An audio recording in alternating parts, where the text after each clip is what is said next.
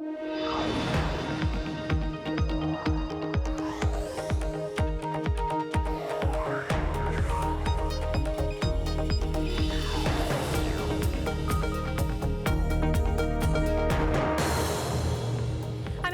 San Francisco, and this is Bloomberg Technology. Coming up in the next hour, fake out. Twitter and Facebook say they have proof of fake accounts backed by the Chinese government meant to undermine Hong Kong protests, what the companies say they're doing about it. Plus, deadline extended. Commerce Secretary Wilbur Ross says the U.S. will ease Huawei sanctions for another 90 days, what it means for trade negotiations with China. And is there an echo in here? Amazon wants to put Alexa in cars. So far, BMW and Audi are all ears. We'll have the details. First to our top story, Twitter says it has found and deleted nearly 1,000 fake accounts backed by the Chinese government used to undermine the Hong Kong protests and calls for political change. Moments later, Facebook followed suit, saying it acted on a tip from Twitter, also finding and deleting some fake accounts.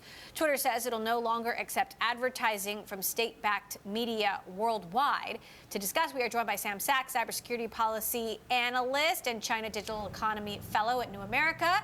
In Washington, we've got Brett Bruen, president of the Global Situation Room, who set up the first task force to counter Russian disinformation in 2014 at the White House.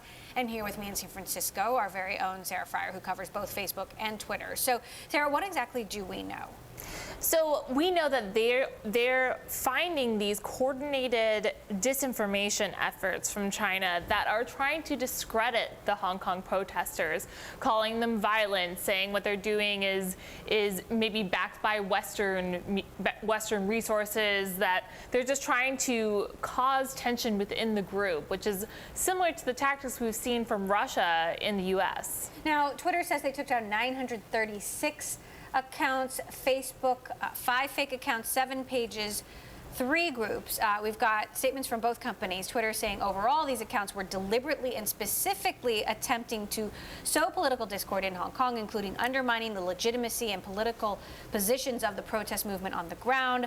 Facebook saying, although the people behind this activity attempted to conceal their identities, our investigation found links to individuals associated with the Chinese government, and Twitter said the same.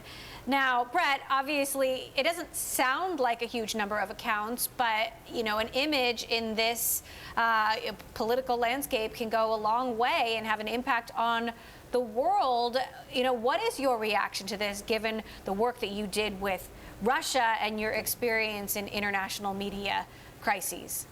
Well, first, China has been building over the last several years capabilities to influence both domestic, regional, international conversations around sensitive topics. And what has happened in the last several days, obviously based on the information, the accounts that Twitter and Facebook uncovered, is they've chosen to weaponize those capabilities.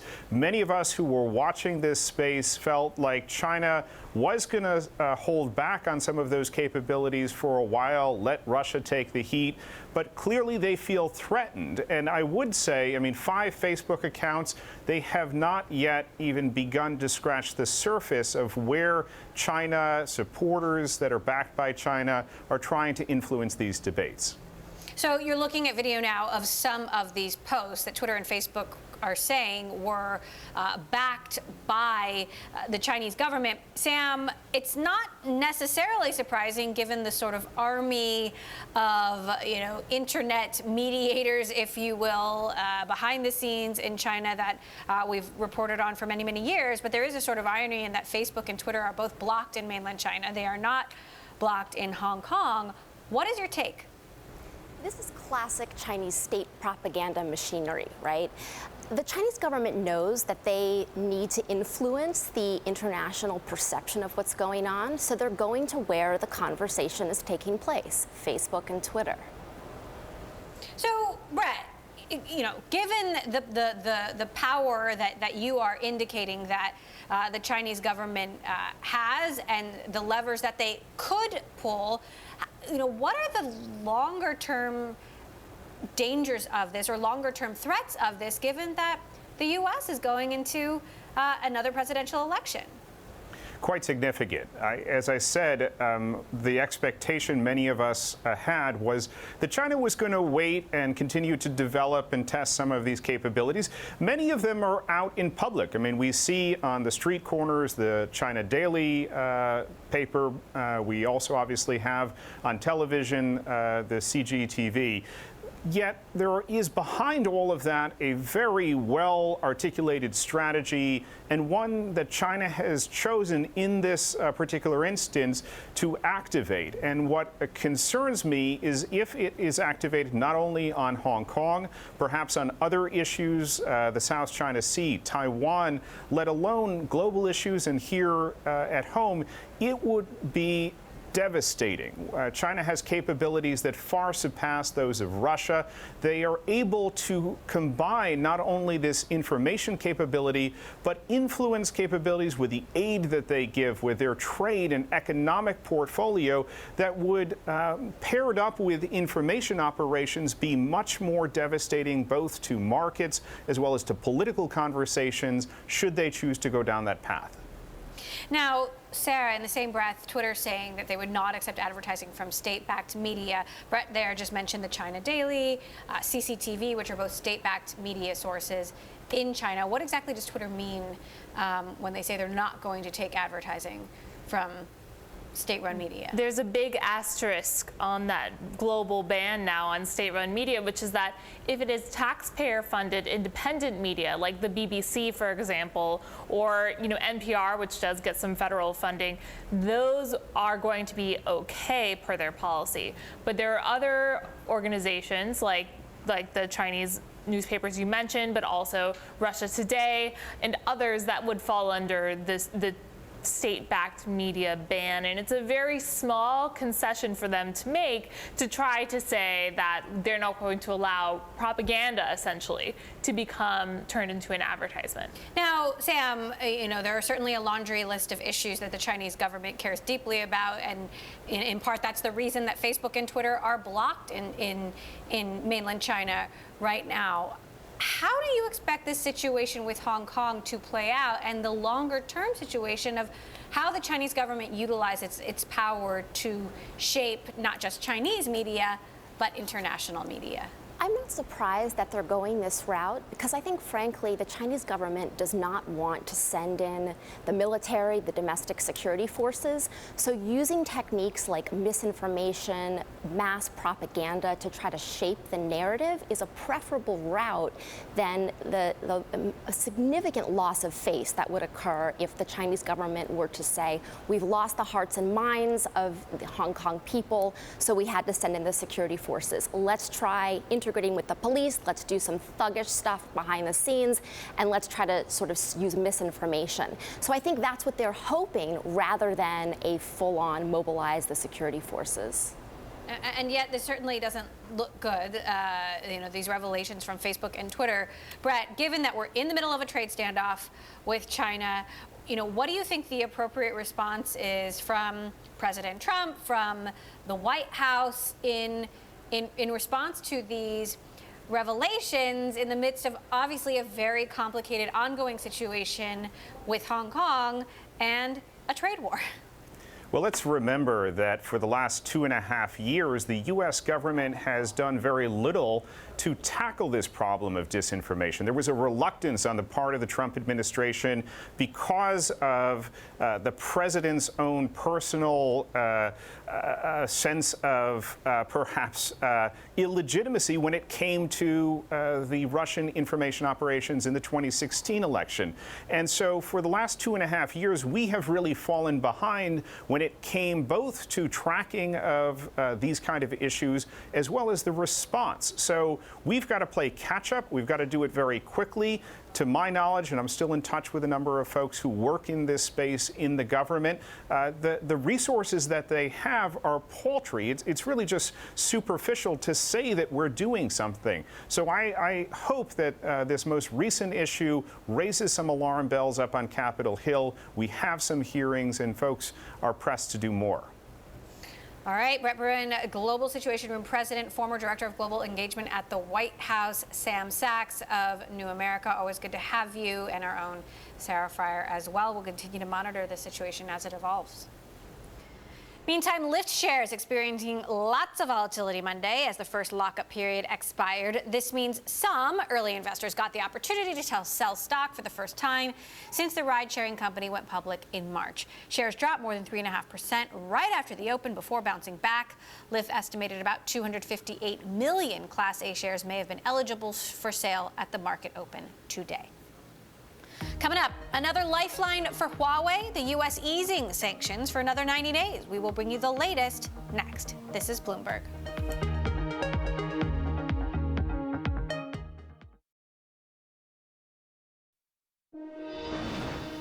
On Monday, Commerce Secretary Wilbur Ross announced the U.S. will extend a limited set of exemptions that had protected rural networks and other U.S. customers from a ban on doing business with China's Huawei. The extension will last another 90 days.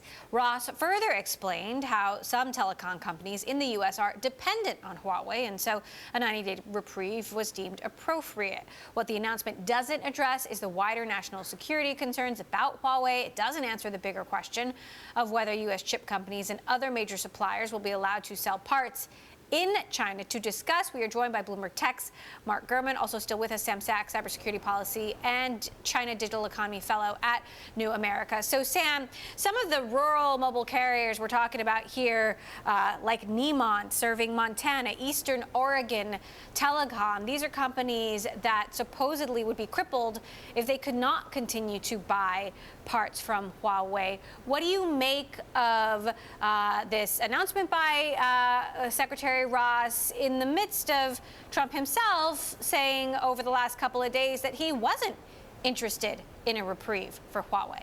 You know, there was drama even late last night where everyone, even Kudlow yesterday on media, came out and said, we're going to do the rollover. And then Trump tweeted and said, wait a second, we're not.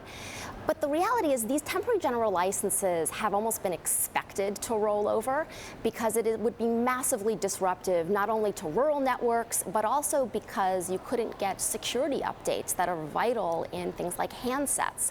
So I think it was pretty much expected that there was going to be a rollover. And now the question is, this is really just kicking the can down the road. What is going to be the resolution, if any, to what's shaping up to be a frankly impossible dilemma over what to do about Huawei?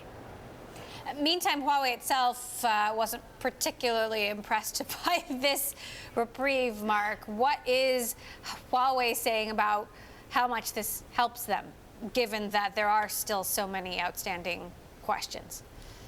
Right. I mean, the U.S. is an important market for any technology player who wants to be relevant, right? In order to be relevant, you can't just be situated in one area, right? Apple goes far beyond the United States, and Huawei's ambitions are to go far beyond, China and India and the Asia Pacific. So this is definitely hurtful for Huawei, and it actually just proves its point about how vital the networking giant business is across the world, and for the company, and for other U.S. companies. And so this issue, like some of the others that the administration is pointing to and weighing, there's a point where it starts hurting the U.S. itself as well.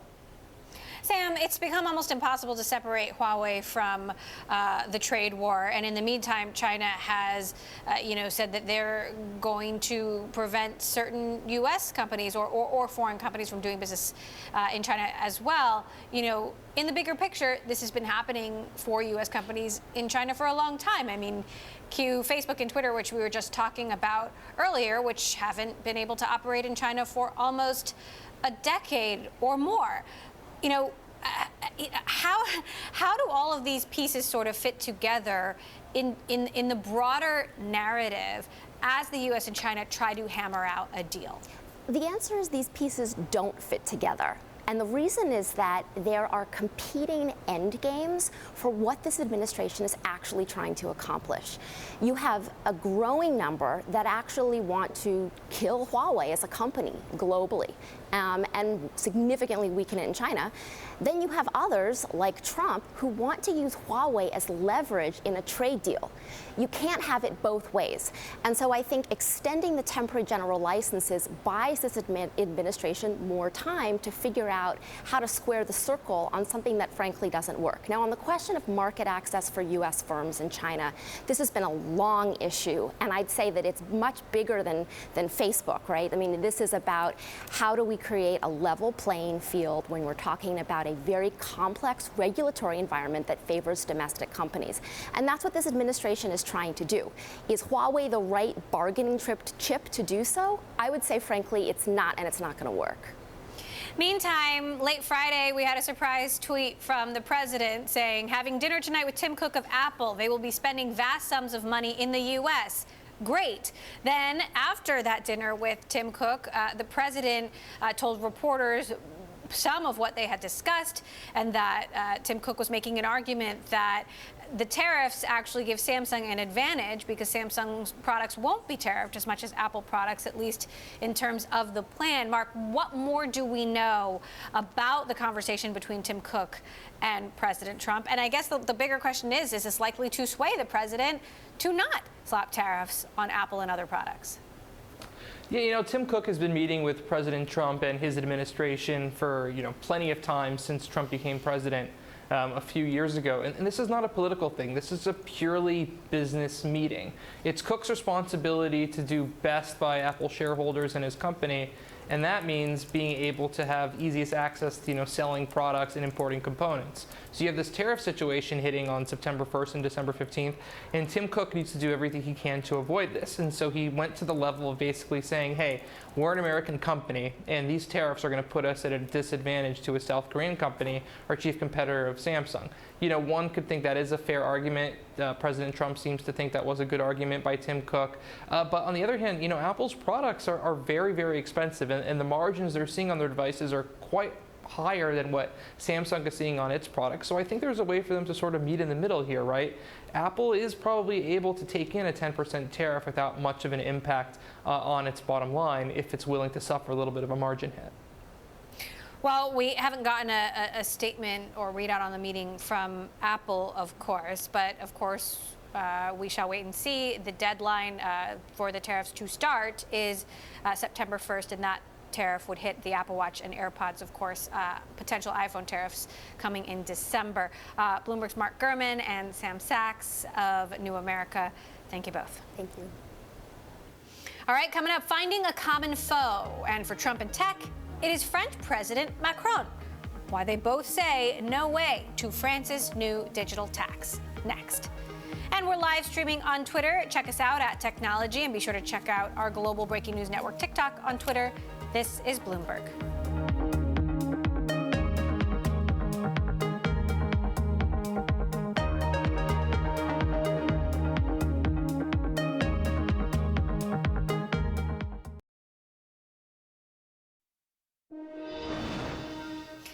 One of the largest cryptocurrency exchanges wants to compete with Facebook. The Malta-based exchange Binance is looking to partner with other companies and governments to create new digital currencies to take on the social media giant's digital coin, Libra. Binance wants to create a, quote, regional version of Libra. We're going to continue to follow those efforts and bring you more details when we have them. A rare moment of unity between the Trump administration and tech titans, the two joining forces against France. And the subject of their ire is a new digital tax. Representatives from Google, Facebook, Amazon, as well as tech lobbyists just wrapped up testimony before government officials calling on France to end its digital services tax. Joining us to discuss in Washington are Bloomberg corporate tax reporter Laura Davison. Laura, talk to us a little bit about the motivation for the French tax here, because it's not just U.S. companies on this list, though U.S. makes up the majority of the companies on this list, but there are also French companies, British companies, Chinese companies as well. Yeah, so basically the tax applies to any large technology company that's operating across borders, though the companies you mentioned, Google, Amazon, Facebook, are upset because it seems to them, they say, that the tax was designed to just specifically hit these big American companies and exclude some smaller European companies. So they are quite angry at this and say that, that this tax is discriminatory against them, and that the French government and others that are considering this, Spain, Italy, New Zealand, are also looking at similar taxes, are looking to go after American tech giants as a way to raise revenue without taxing their own companies based within their borders. Meantime, the companies, of course, have been pushing back along with the U.S. administration. You've got a spokesperson for CompTIA, a trade group representing the tech industry, saying our members are highly concerned with the discriminatory nature of the French government's tax, specifically against successful American companies. Tax requirements will disproportionately harm some of the most successful global enterprises based in the United States. Meantime, as part of their testimony, tech giants made the argument that it would be difficult and costly for them to collect the data necessary to pay this tax. Can you explain that, and do you buy the argument?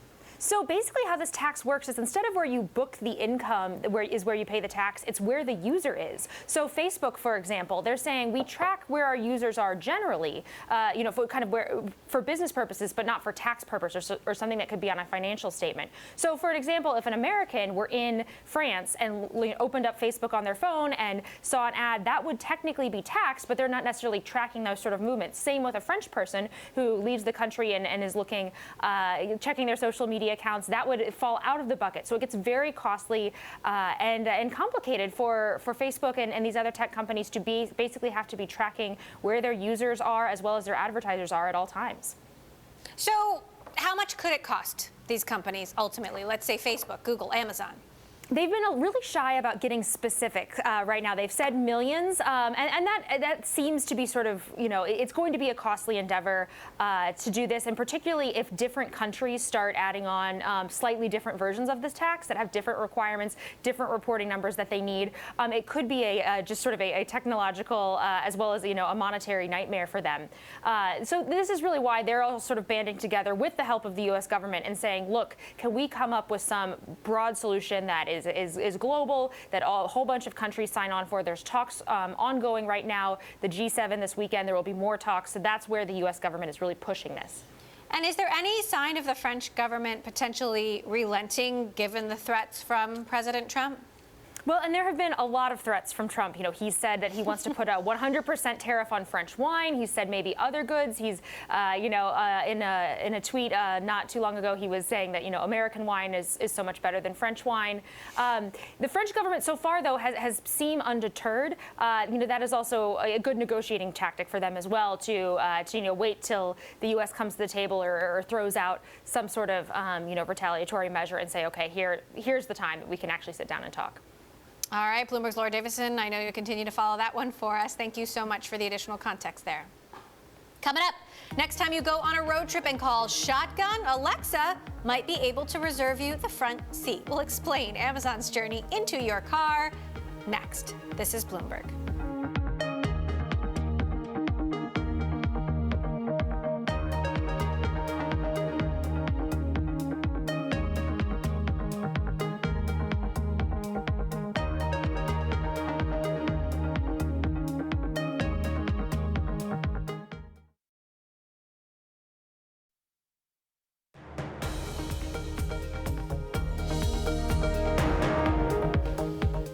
This is Bloomberg Technology. I'm Emily Chang in San Francisco. Now let's continue our look at the U.S. versus Huawei. Huawei off the hook for at least another 90 days. This according to Commerce Secretary Wilbur Ross.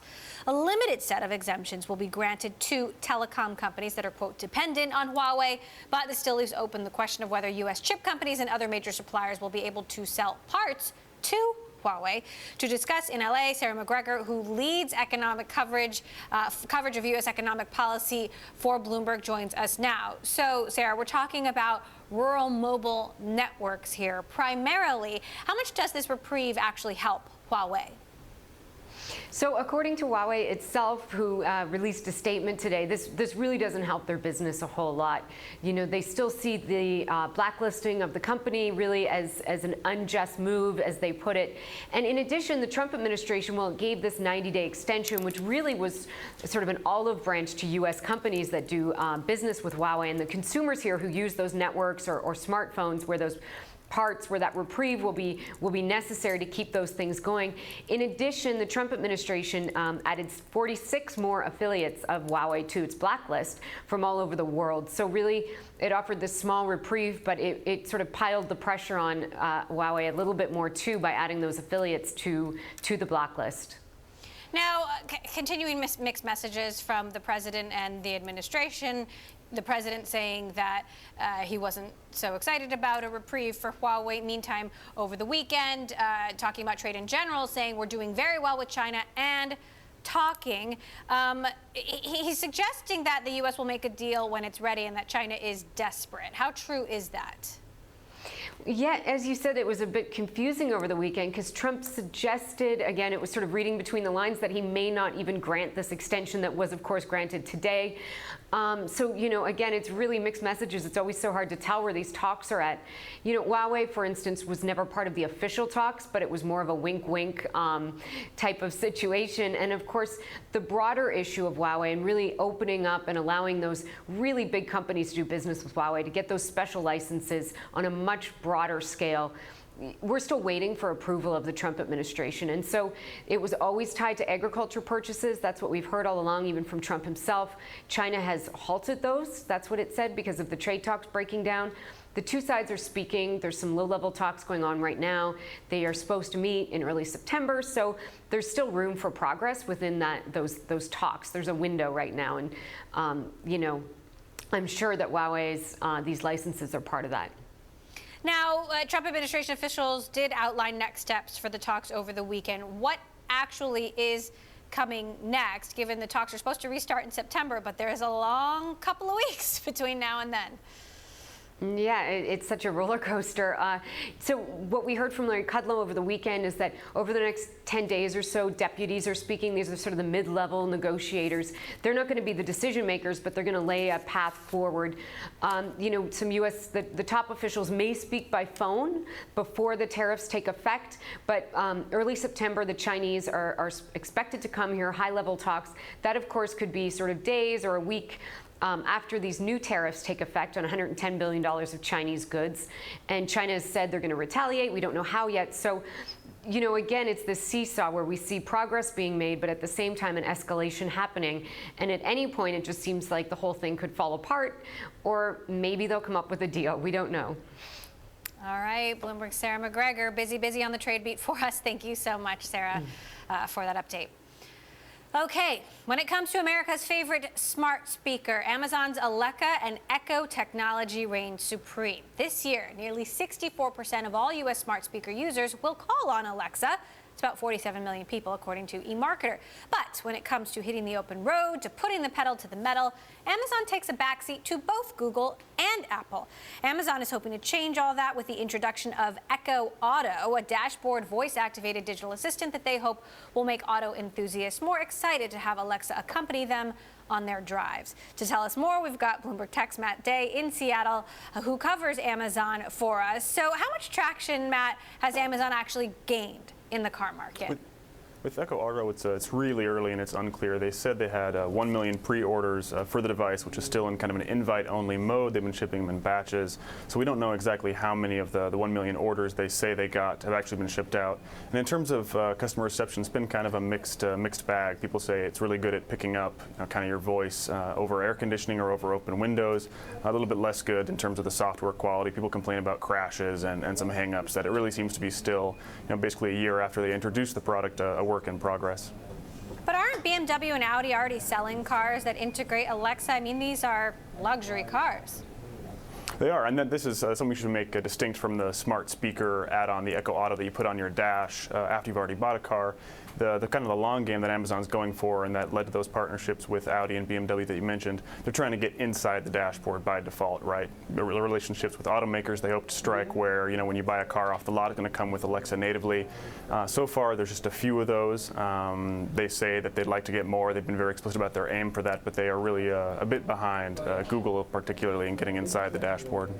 Right. So my next question is, how does this compare to Apple and Google? It's always a surprise when I get a rental car and it has one of them integrated, and you see it in the wild. How much traction have Apple and Google themselves actually had? They've had a pretty good deal of traction, and largely because of the smartphones that are in my pockets, right? Android and iOS on the part of Apple. They kind of forced the automakers to accept reality that people oftentimes want a mirror of their smartphone in their car, right? So that led to CarPlay and Android Auto, where those rental cars come just ready to take and be controlled and powered by your smartphone sitting in your pocket. That's something that Amazon just doesn't have and can't compete with, at least without owning a smartphone platform. That's one of the reasons they've kind of tried to go with an end around on this Echo Auto sitting on the dashboard, and then these kind of business relationships with the automakers themselves to put the assistant in your dashboard. Then generally there is this sort of bigger question about how much will voice commands actually reign in the car? Is it the new future interface, or will it not be as popular as some might think it could be? That's a great question. I think we've seen, some questions pop up just in its use in the home, right? I mean, these are music boxes and trivia boxes, and people don't use them frequently for a lot more than that. I think the car has a couple of similar scenarios, right? You need directions to a gas station, say, or a Starbucks, that you'd rather not have to thumb through a phone or another mapping application to get voice as a natural use for that. But beyond those couple of first applications, I'm not sure where this goes, but Amazon and all the big tech giants are certainly betting on it. Okay, Bloomberg's Matt Day for us in Seattle. Thanks so much, Matt. Turning now to Baidu, shares surging in extended trading after reporting revenue rose 1.4% to $3.84 billion, beating analyst estimates. The figures prove that China's biggest search giant managed to hold on to advertising despite challenges from local rivals like ByteDance. Baidu's better-than-expected results will soothe investor concerns that the 19-year-old company is losing steam as China's internet evolves from desktop to mobile. Coming up, is AI killing jobs? Online jobs board ZipRecruiter claims it may be creating them. We'll talk about the future of job automation next. This is Bloomberg.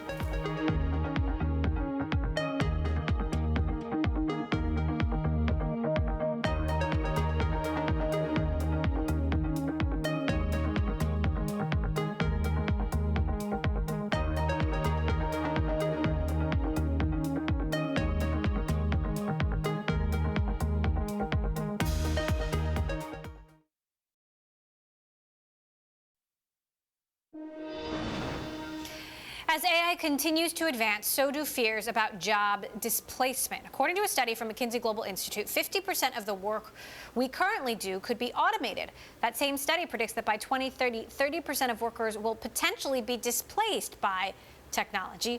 Online employment marketplace ZipRecruiter, however, is a bit more optimistic. Actually, a lot more optimistic.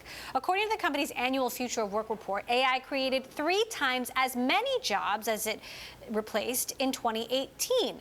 Joining us for our Work Shifted series, ZipRecruiter CEO and co-founder Ian Siegel. So, Ian, explain why such a disparity between sort of popular belief about how AI is going to impact the job market. Well, at ZipRecruiter, what we did is we looked at over 50 million job postings that came online over the last 6 months, and we looked at the number of them that have been impacted by AI, and both positively and negatively. And like you said, there's been 3 times as many jobs created as a result of AI as there has been destroyed. Now, will that trend continue over time? It's hard to say with precision. However, in every industry that we looked at, and we did a deep dive in 5 different industries, where AI is growing, it is being used in partnership with humans as opposed to a replacement for humans. So far, the evidence would suggest that the job apocalypse is not on the horizon. Meantime, ZipRecruiter comes across 25 million users looking for jobs every month. How are you using AI to improve the job search? And are you replacing any humans with technology? Well, I think it's fair to say that 100 out of 100 job seekers would tell you that they would prefer to be recruited rather than apply to a job. And what's happening with AI in the job space is our technology has become so advanced that we're capable of putting a job seeker together with an employer before that job seeker has even applied. And that is really transforming the way that job seekers look for work, and I think that's going to be the trend of the future. So what does that mean for a company like LinkedIn, for example? Well, LinkedIn is a social network. It's a place where people go to connect with the peers that they meet while they work in various industries. ZipRecruiter is a place where you go to find work. And so we are a place that is very task-oriented for someone who is in the process of looking for their next job. So putting up your profile on ZipRecruiter, enabling yourself to get recruited, that is the reason that you come to the site. Now, talk to us about some of the current trends you're seeing. Obviously unemployment is low, but there's a lot of geopolitical uncertainty and macroeconomic uncertainty and market volatility. How is that impacting the trends you're seeing in the job market right now? Well, at ZipRecruiter, we have job postings, so in many ways we have leading indicators that predict where the industry is going.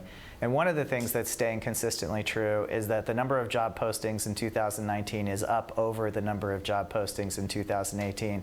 There is wage increase. There is a record number of jobs going online with benefits. So at least for right now, it's still very much a job seeker's market. And in many ways, it's a golden age to be a job seeker, because with sub 4% unemployment, there is a dogfight for talent amongst employers in this country.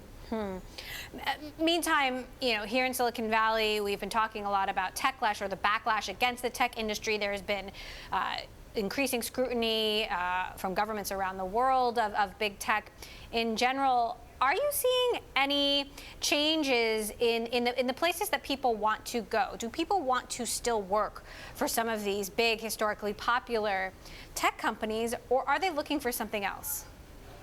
Well, it's really interesting, because if you look at the top 3 things that job seekers care about when they do a job search, number 1 is salary, number 2 is location, and number 3 is flexibility.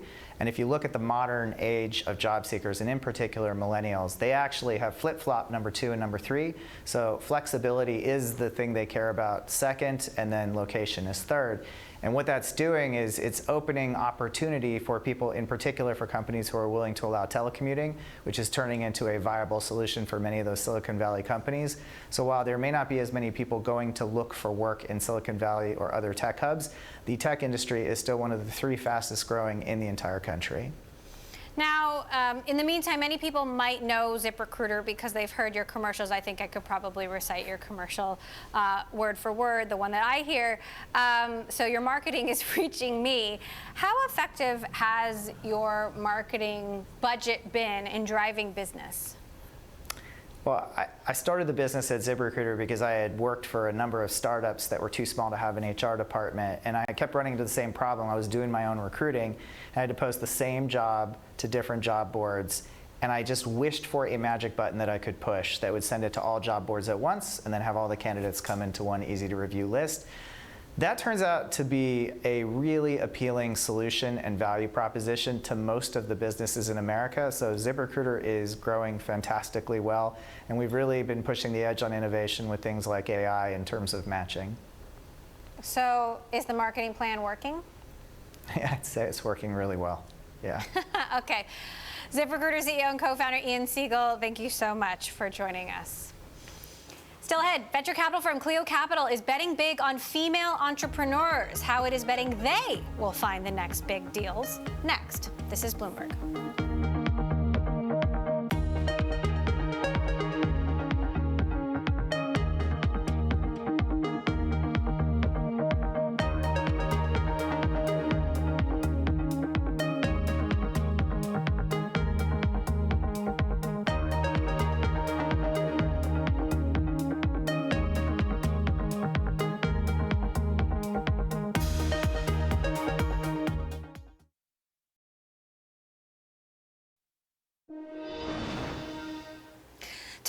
has a plan to revive its flagging solar roof division, rentals. The company is now offering no contract packages as part of the relaunch.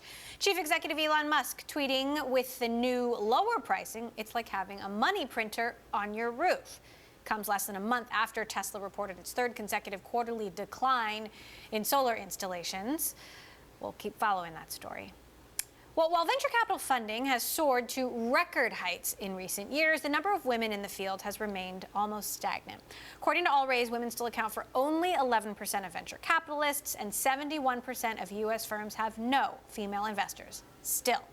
Now, one venture capital firm is looking to put the power back in women's hands. Clio Capital announced Monday it has raised $3.5 million for a debut fund that will invest in female entrepreneurs who will act as scouts. The women will then use the funding to make their own investments in viable startups. Joining us to discuss, Clio Capital Managing Director Sarah Kuhn. Sarah, good to have you here on the show. So explain the model to me. You're actually betting that women entrepreneurs can find the next hot thing, right? Yeah, I mean, Scout investing has existed for almost over a decade now, right? Almost all of the big venture capital firms at some point in their life cycle have tried this, which is basically you take usually founders who are incredibly well connected. They've gone to top schools, they worked at top companies, but they're not personally liquid because they're struggling to, get their own startup scaled, and they haven't taken money off the table. So they don't have liquidity, but they have access to an amazing network. And so if you fund their angel investing, you get the returns and they get the track record and experience, and they can help companies really come to life. And so this has been around for a decade. It works. People have seen amazing returns from it. It's almost all men. Right. So Sequoia, legendary venture capital firm, has had a scout program for a long time. You were a scout for Sequoia. The vast majority of scouts at Sequoia historically have been men. In 2015, 6% of Sequoia scouts were men. Now they're saying their new class is more like 30%. Sorry, 6% were women. Yeah. Now they're saying more like 30% are women. So unfortunately, the way this has worked, it has sort of perpetuated the all-male VC network thing. Yeah. How does this help break that? By putting women in. It's not just Sequoia, right? A number of big venture funds have scout networks, and from the data that I was able to sort of cobble together, because most of them are relatively kind of secretive, it's about 90% men, which means that even if there are about 200 scouts running around the Bay Area investing in these deals, which is about the approximate number that I've been able to find, 90% of them are men. And so when you look at what happens when you're giving men that access to capital and you're systemically not giving that to women, right, then you end up in seeing who's able to get in interesting deals, who's able to go on and become an investor, get board seats, make some money, and then kind of recycle it back into the ecosystem. And so women are shut out at every piece of that. And hopefully we're going to change that. Now, I feel like I need to trumpet, you're not just a woman, you are a black female entrepreneur. Yes. It is very rare to see, black women in venture capital, let alone women. What was the fundraising environment like for you? How receptive were people to your idea, and how did that make you feel about how much progress there's actually been? Yeah, I mean, raising venture capital funds is hard for everyone when you first start. That being said, my $3.5 million fund, which is a very small amount of money, the second largest venture capital fund, first-time fund ever raised by a black female VC in the country, ever. Right? And so when you think about that, given the magnitude, right, there was another fund who announced today, and they were like, we have a $9 billion private equity fund. I'm like, great, I have a $3.5 billion, right? I can't even afford 1 month of your rent. And so there's this huge dichotomy there, and that is a systemic problem, and that is a problem when you look at what happens to returns, the kinds of entrepreneurs you back. There is a huge missing piece, and we talk about that, I think, on the startup side, and a little bit on the side of who's being employed by venture funds. But when you look at it, who's starting venture funds, that's another piece of the ecosystem that's just in really, really disparate shape. Women and people of color, and particularly women of color, just aren't being represented. Now, you were a critical part of Silicon Valley's Me Too movement. You spoke out about your experiences with a venture capitalist named Dave McClure. And I know you've been really involved in the community and helping to keep the movement going since then. Do you think things have really changed in Silicon Valley? I think that there's a lot more willingness to talk about the problems, and that is a huge start in the right direction, but it's not enough, right? Venture capitalists, we run on capital. So if we're not getting money, if we're not able to deploy money, right, into more diverse founders, I do think that that's how you really change things in our industry. And so I think it is wonderful that journalists like yourself, that people are taking these stories seriously and talking about them, but I think it's a first step. And until there is more people who look like me running funds, then I just think that we're going to have a long way to go. Absolutely. In terms of strategy for you, how do you decide who to fund? I mean, All Raise has gotten a lot of publicity in the last year and a half for the efforts that they've made, and I've even heard women entrepreneurs say it's even hard to get them to take me seriously. I mean, there's so few opportunities for women and people of color still. Yeah. So how do you decide who to bet on? As you're trying to sort of anoint some of the change makers of the future. Yeah, it's been awesome to see our Scout group come together because they're incredibly diverse. We have women in almost every geography: Bay Area, New York, LA, Detroit, Denver. We're looking for more all over the country. They're incredibly diverse racially, sexual orientation, the companies they build. I have everything from literal rocket scientists who've worked at NASA to a former magazine editor who is a co-founder at Birchbox, right? So there's just a huge diversity in that. And so what they're able to do is they can go out and they can invest in what they're drawn to and what they love. So they don't have to sit there thinking, how do I make sure that every investment I do is as diverse as it can be, because they're all naturally drawn to different things and different people and different networks. And I think that's how you get real diversity. You put a diverse group of people together and you let them go find what they're passionate about, and it's going to be a diverse group. So quickly, what are the hot trends? Is it all about AI, crypto? I'm still a crypto fan, but it's actually been interesting. I've been hearing a lot about like ocean technology, and I've been hearing the shift towards things that are directly or indirectly going to help climate change has been one of the probably biggest shifts over the last year or so. There's been a huge push towards that, and I also think that there's just a lot of innovation everywhere right now, and so we're seeing interesting companies come out of every sector. All right, Sarah Kunst, Clio Capital, thank you. We'll be following your progress. Thanks for stopping by. Reminder, Bloomberg Beta is an investor in Clio Capital, and that does it for this edition of Bloomberg Technology. We'll see you back here tomorrow. This is Bloomberg.